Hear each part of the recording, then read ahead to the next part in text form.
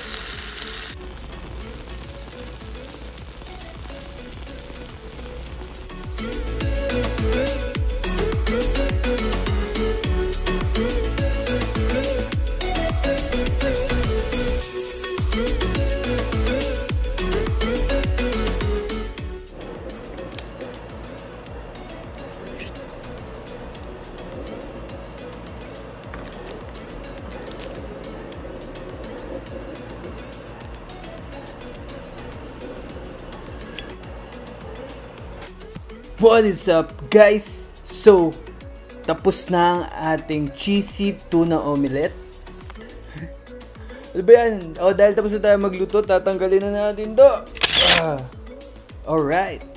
Nice one. So, ito na ang ating finished product. Ooh. So, ayan guys. Kung makikita nyo, sobrang cheesy niya. Juicy. At ang bango, guys. Dahil merienda time ngayon, pwede natin siyang kainin ng with tinapay. So, ayan, may tinapay ako dito. Pero, pwede rin siyang kainin with rice actually. So, tara guys, kain na tayo. Titikman natin, rate ulit natin to from 1 to 10. Let's go!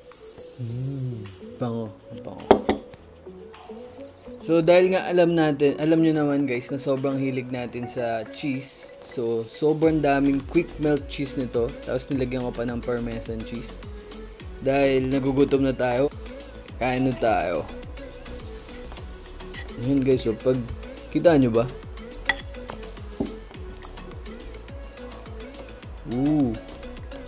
Tunog nyo. So, ayan.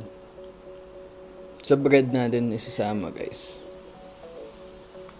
So, nasa sa inyo, ito, feeling ko medyo kulang sa egg. Pero dahil ako lang naman nga kakain, 2 egg lang yung ginamit ko. Para hindi masayang. Yan yun. Mananalo. Sarap.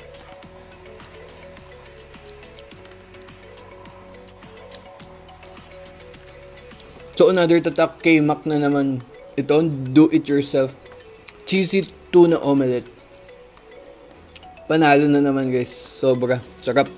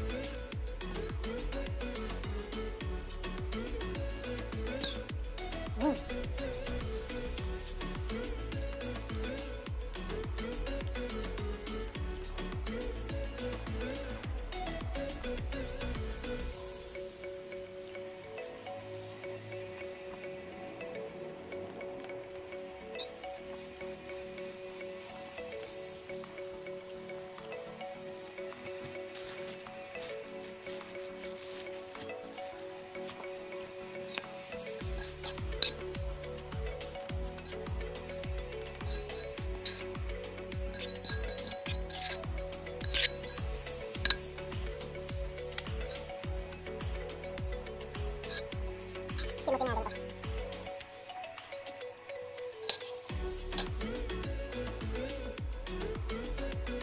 Sarap. Grabe. Sobrang creamy nila. Sobrang creamy. Cheesy. Grabe. Smooth.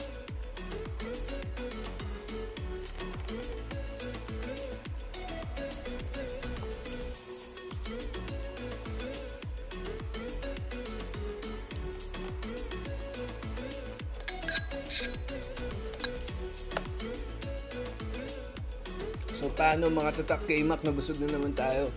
Sana nagustuhan nyo yung bago ko na namang invention na itinuro ko sa inyo. Sana gawin ninyo para matikman ninyo. Sana nag-enjoy kayo. Kung bago lang kayo sa akin channel, please subscribe and click that notification bell. Also, abangan nyo ang mga upcoming vlogs, videos, and travels ng Tiodi Squad. At ayun, yun lamang. Subscribe, like kung nagustuhan nyo, at mag-comment kayo dito kung ano pang gusto nyong lutuin natin. May sabay natin kainin yan. Maraming salamat. Bye-bye! Paalam!